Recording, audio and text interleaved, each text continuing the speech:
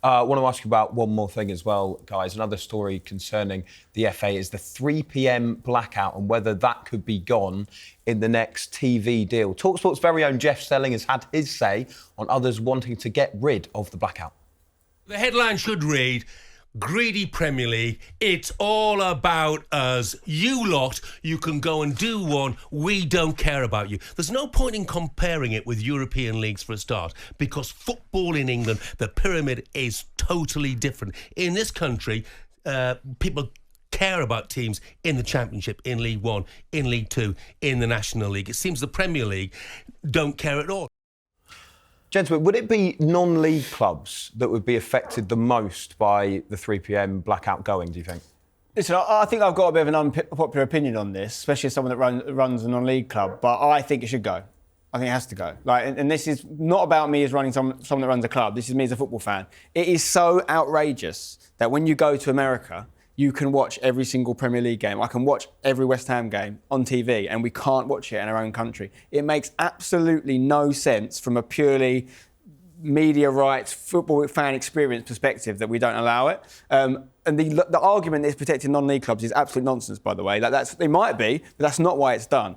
I had someone very senior at the Premier League explain to me, right, it really is done. And it's done to make everyone support the big Premier League teams. So when Man United always play at midday or 4 p.m. or whatever on Sunday, I watch it. I don't support Man United. Back in the day, you didn't watch Man United games, you weren't a Man United fan. But now we all take interest in those big Super Six matches, and we all become sort of unofficial fans of those clubs because we watch them. If you let every game be on TV, I'm going to watch the West Ham game. I'm not going to watch the other games probably, and therefore those clubs don't continue to proliferate their strength at the top. It will hurt non-league teams. And my maybe unpopular view is, if someone is only going to watch you on a Saturday because what they want to watch isn't on TV, they're not really a fan of your club, and maybe your club doesn't make as much sense as you think it should. I'm all about clubs making sense. You've got a club that makes sense over here, you've got a club that makes sense. If your club doesn't make sense, it's your job to make it make sense. Mark, do you agree with that? Wholly, especially that last part there about it's your own gig, really. I think, from my perspective, that it's a different marketplace. That's the bottom line. Yeah. Premier League's a TV sport now. It's a different marketplace. Arguably, I think it could diminish support because at the moment, everyone looks forward to the fact they've got this. If you're a football fan, a sports fan, you can sit in the bar and watch different games at different times. We was in New York the other week. It's like American football all down on a Monday, on a Sunday. But listen, in terms of the larger context, it's this like planning creep, isn't it? It's just this constant change of the rules to assist revenues. But on this particular one, I don't think it has a big iota on the game. Actually, could be quite good for the non-league game. And I don't think until it happens, you'll realise really either way necessarily the impact. I think I have a low impact. What I would say is, can they share some of the money? Can the money come down the pyramid even more? They do push money through the pyramid, including the Football Foundation. They should be applauded for that, but it is chicken feed compared to what they're getting. There's two other big factors here, just quickly. One is obviously the Premier League have announced they're potentially going to do their Premflix type platform, so they're thinking about the next deal and they can put those 3 PMs on their platform and make the money. And the second thing is that, I've forgotten the second thing. There was a second thing I was going to say. But yeah, the teams lower down the pyramid will be affected, but this is the second thing, what people maybe don't understand is that 3 PM blackout rule applies to our level. You know that? So we can't stream a 3 PM #United game. #United against Wingate and Finchley. We can't stream it. Which will hurt you as a club. Because what they're telling us, we can't stream it because they think if we stream it, then people might not go. Like, how ridiculous is that? At least if you're going to have the blackout rule, have it at a certain level and let lower teams find a way of making revenue. It's a draconian FA rule, been there donkey's years. It doesn't make sense for teams at our level.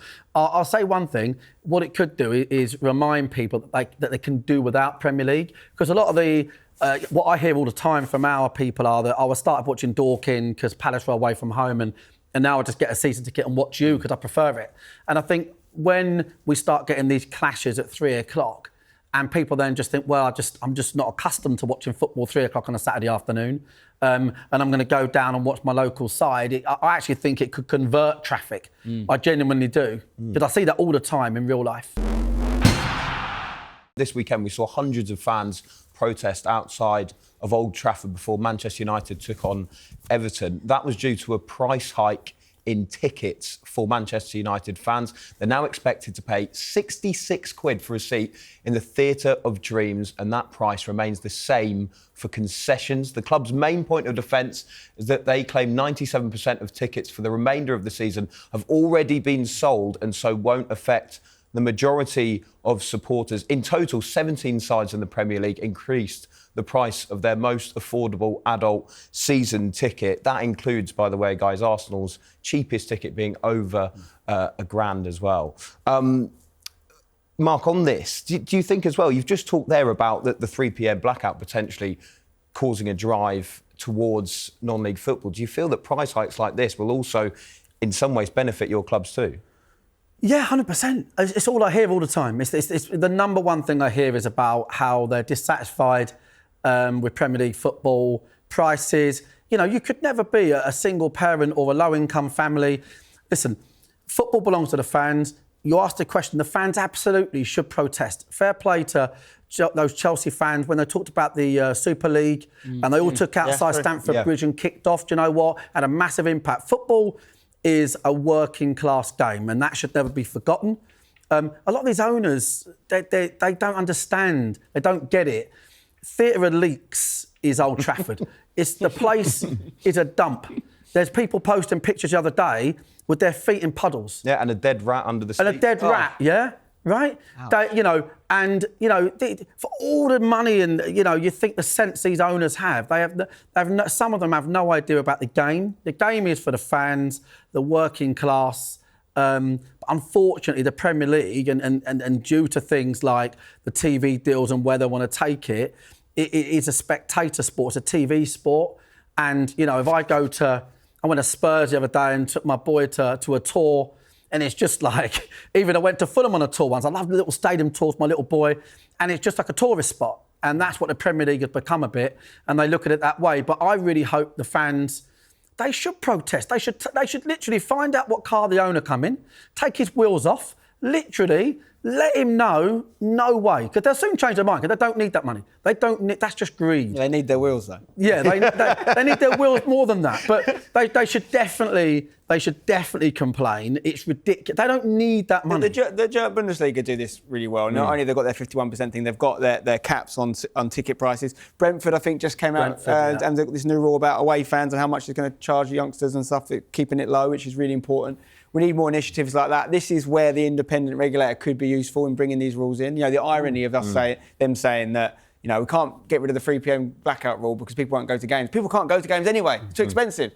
I fell in love with West Ham. My dad used to take me and my 3 brothers to West Ham when I was a kid, That'd be about 400 quid. Yeah. That's ridiculous. For a burger, exactly that. That's just to get in the ground. You couldn't do it. I've got 2 little boys and they get a bit older, I won't pay that to go to a game. No, it's not a good exchange of value, especially not if you're watching West Ham. But and then non-league, not only is it cheaper, stuff like what we're doing with content as well means you can actually be a fan of our clubs for nothing. It isn't possible to do that anywhere else. Even if the blackout rule comes out and Premflix comes out and all this stuff, how much money it costs to be a fan on TV now with your Skies and your Netflix, your BT Sport and all these different things, right?